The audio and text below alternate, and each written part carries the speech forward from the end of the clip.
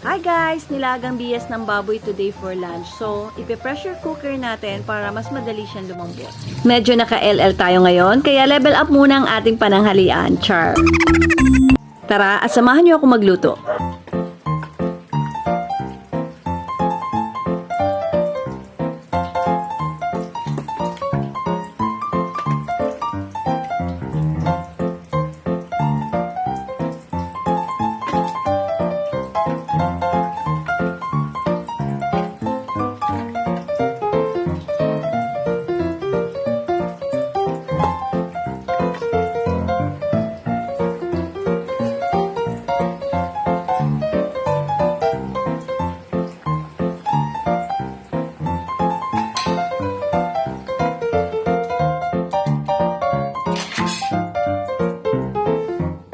Ready to serve. Let's eat guys. Yum, yum, yum.